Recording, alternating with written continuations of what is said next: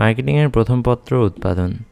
উৎপাদন বলতে আমরা সাধারণত কিছু একটা সৃষ্টি করা বুঝি, তবে বইয়ের ভাষায় উৎপাদন বলতে মানুষের কারিগরি জ্ঞান ও বুদ্ধিমত্তা ব্যবহার করে প্রাকৃতিক সম্পদের সাহায্যে যখন উপযোগ সৃষ্টি করি তখন তাকে উৎপাদন বলে। এখানে আমাদের উপযোগটা সবচেয়ে গুরুত্বপূর্ণ।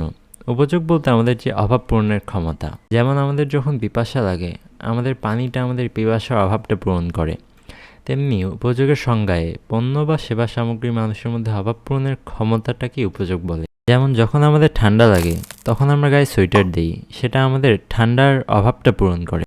এই উপযোগ হচ্ছে 5 প্রকার। রূপগত উপযোগ নিয়ে শুরু করি। যখন আমরা আকার আকৃতি পরিবর্তনের মাধ্যমে উপযোগ সৃষ্টি করব, যেমন গাছের কাঠটা আমরা টেবিল বানাই যা আমাদের বসার অভাবটা পূরণ করে। যখন আমাদের প্রাকৃতিক সম্পদের আকার আকৃতি পরিবর্তনের কথা উল্লেখ করা থাকবে উদ্দীপকে, তখন আমাদেরকে রূপগত উপযোগ বুঝে নিতে হবে। তারপর সিম্পল হচ্ছে স্থানগত উপযোগ, যেমন এক জায়গা থেকে অন্য জায়গায় পাঠানো।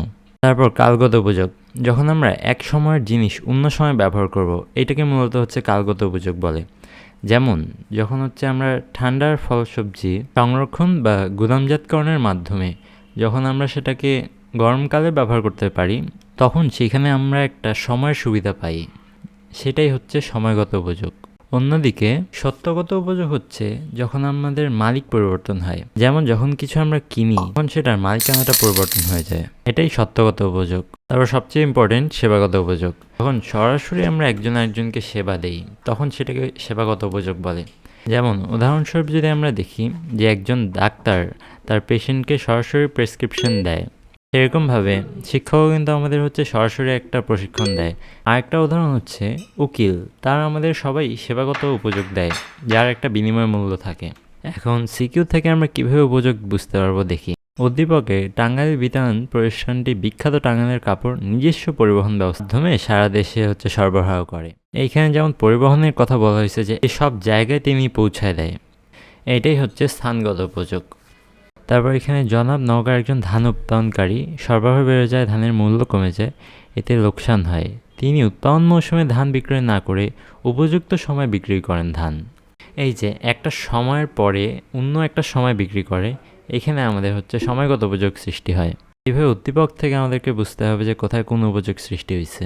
তার উপর উৎপাদনের 3টা খাত: কৃষি, শিল্প আর সেবা। এখানে কৃষি খাত আর সেবা খাতটা সবচেয়ে গুরুত্বপূর্ণ। তবে শিল্প খাত নিয়ে কয়েকটা কথা বলি। শিল্প উৎপাদনের বাহন। যদি কোনো জিনিস উৎপাদনের কথা বলে বা রূপগত উপযোগ সৃষ্টির কথা বলে, তাইলে আমরা ওটা শিল্প খাতের অন্তর্ভুক্ত করব। তবে আমি যতগুলো সিকিউ পাইলাম সবগুলো কৃষি খাত আর সেবা খাত নিয়েই, কিন্তু তাও শিল্প খাতটা জেনে রাখা ভালো, কারণ এটা থেকেও আসতে পারে ভবিষ্যতে। যখন আমাদের কোয়েশ্চেনে উৎপাদনের খাতের কথা বলা থাকবে, তখন উদ্দীপক থেকে বুঝে নিতে হবে যে এটা কোন খাত। যেমন এখানে উদ্দীপকে জমিতে পোলট্রি ফার্ম গড়ে তোলে, এই পোলট্রিটা আমাদের কৃষি খাতের অন্তর্ভুক্ত। তারপর আমরা কৃষি নিয়ে কয়েকটা কথা বলে আমরা উদ্দীপকের সাথে মিলাই দিব। পরের উদ্দীপক একটা হোটেল সম্পর্কে দেওয়া আছে। এই হোটেলটা কিন্তু সেবা খাতের অন্তর্ভুক্ত, কারণ এখানে কিন্তু আমাদেরকে সরাসরি সেবা দেওয়া হয়। কেউ আমাদের পরিবেশন করে, কেউ রান্না করে, এইভাবে সেবাগত উপযোগ আমাদের প্রদান করে। উৎপাদনের গুরুত্ব। উৎপাদনকারীর দিক থেকে মুনাফা অর্জন করা, প্রতিযোগিতায় টিকে থাকা আর ব্যবসায় সম্প্রসারণ করা। যখন উৎপাদনটা বেশি হয় তখন কিন্তু তারা লাভ বেশি করতে পারে, ব্যবসায় যে প্রতিযোগিতাটা সেখানে টিকে থাকতে পারে ও তাদের ব্যবসার যে পরিধিটা থাকে সেটা বাড়িতে পারে। ভোক্তা বা জনগণের দিক থেকে আমাদের জীবনযাত্রার মান উন্নত করা, পণ্য বৈচিত্র্যময় ভোগ সুযোগ, তারপর যথাসময় পণ্য প্রাপ্তি। যেমন যত বেশি পণ্য উৎপাদন হবে তত আমরা আলাদা আলাদা পণ্য পাবো, তত আমরা সময় মতো পণ্য পাবো, আমাদের জীবনটা সহজ হয়ে যাবে আরও। আর অর্থনীতির দৃষ্টিকোণ থেকে সম্পদের সঠিক ব্যবহার, কর্মসংস্থান আর রপ্তানি বৃদ্ধি। উৎপাদনটা যত বাড়বে আমাদের কিন্তু দেশের যে সম্পদগুলো আছে সেটা দিয়েই কিন্তু উৎপাদনটা হবে। সম্পদের ব্যবহারটা আর উৎপাদন করতে যেই জনগণ ব্যবহার হবে সেটাই কিন্তু কর্মসংস্থান সৃষ্টি করবে। আর বেশি উৎপাদন হলে এটা আমরা বাইরে রপ্তানি করে আমাদের দেশে অর্থনৈতিকভাবে উন্নতি করতে পারবো। এবার এই অধ্যায়ের দ্বিতীয় পার্ট, উৎপাদনশীলতা। উৎপাদনশীলতা একই পরিমাণ কাঁচামাল ব্যবহার করে বেশি উৎপাদন করা। উদাহরণস্বরূপ 10 পেজ পড়তে যদি তোমার আগে 2 দিন লাগতো, এখন 10 পেজ পড়তে তোমার 1 দিন লাগে। এই যে দক্ষতাটা বৃদ্ধি, এইটা উৎপাদনশীলতা। ম্যাথ টার্ম দেখতে গেলে এই উৎপাদন বা প্রোডাকশনকে যদি আমরা হচ্ছে উপকরণ বা ম্যাটেরিয়াল দিয়ে ভাগ করি, তাইলেই আমরা উৎপাদনশীলতা বা প্রোডাক্টিভিটি পাই। ময়মনসিংহ বোর্ড 2023 দেখি, উপরে উৎপাদনের মূল্য আর নিচে উপকরণের মূল্য দিয়ে ভাগ করব। উৎপাদনের মূল্য এখানে হচ্ছে 45 লাখ। উৎপাদন করতে কাঁচামাল, বেতন, মজুরি, বিবিধ খরচ সব মিলে ব্যবহার হয়েছে, সব যোগ করে ভাগ করব, যা পাবো আমরা তাই অ্যান্সার। এখানে আমরা অ্যান্সার 2 পাইছি। এখানে উৎপাদনশীলতা আমরা 5টা সূত্র দেখব। সবগুলো দেখো, উপরে আমরা উৎপাদনের মূল্য আর নিচে হচ্ছে যেইটা চাইছে আমরা ওইটা দিয়েই ভাগ করে দেব শুধু। প্রথম উদ্দীপকে আমরা যন্ত্রের উৎপাদনশীলতা বের করব। এখানে 100টা মেশিন 8 ঘন্টা 345 দিন ব্যবহার করা হয়েছে। আমরা ঘন্টাটা আর যত একক উৎপাদন করা হয়েছে সেটাকে জাস্ট ভাগ করে দিব, সেটাই আমাদের উত্তর। কাঁচামালের উৎপাদনশীলতা, এখানে 60 লাখ টাকার উৎপাদন হয়েছে আর 20 লাখ টাকার কাঁচামাল ব্যবহার হয়েছে। এই দুটার ভাগফলে আমাদের কাঁচামালের উৎপাদনশীলতা। মানে আমরা উৎপাদন মূল্যটাকে উপরে রেখে আমাদের যেইটার উৎপাদনশীলতা চাবে সেইটাকে আমরা নিচে দিয়ে ভাগ করব। তারপর শ্রমের উৎপাদনশীলতা, এখানে শ্রম 1000 একক দেওয়া আছে আর উৎপাদন 50,000 একক দেওয়া আছে। জাস্ট ভাগ করলেই শ্রমের উৎপাদনশীলতা।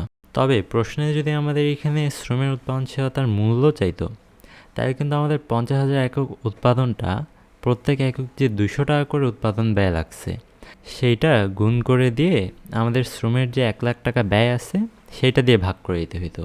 তাইলে শ্রমের উৎপাদনশীলতার মূল্য হইতো 100 টাকা। প্রশ্নে ঘন্টা চাচ্ছে নাকি মূল্য চাচ্ছে, শ্রম আর যন্ত্রের উৎপাদনশীলতার সময় একটু খেয়াল রাখতে হবে। এই পয়েন্টগুলো নিয়েই ছিল আমাদের এই অধ্যায়ের ক্লাস। তবে আমি এখানে 2টা বোনাস পয়েন্ট বলি। এইখানে গ নাম্বারে দেখো যে সব অন্যান্য ব্যয়গুলোকে আমরা যদি যোগ করি, তারপর মোট উৎপাদন মূল্যটাকে ভাগ করলে 2.5 আসে, যা ঘ নম্বরে দেওয়া আছে। পরে আরেক বছরে তার উৎপাদনশীলতা দেওয়া আছে। 2 বছরের উৎপাদনশীলতাটাকে আমরা যদি দেখি, তাহলে আমরা দেখতে পারবো একবার ছিল 2.50, একবার ছিল 2.36। আমাদের যদি 2 বছরের উৎপাদনশীলতা বা 2টা প্রতিষ্ঠানের উৎপাদনশীলতা যদি আমাদের তুলনা করতে বলে, তাহলে যার উৎপাদনশীলতাটা বেশি হবে আমরা সেটা ভালো বলবো। আর শেষ টপিক হচ্ছে আর্থিক উৎপাদনশীলতা। আমার বইয়ে এই টপিক নিয়ে তথ্য না থাকলেও কিছু কিছু বইয়ে এই টপিক নিয়ে কিছু তথ্য দেওয়া আছে, তাই আমাদের এটা শিখে রাখতে হবে।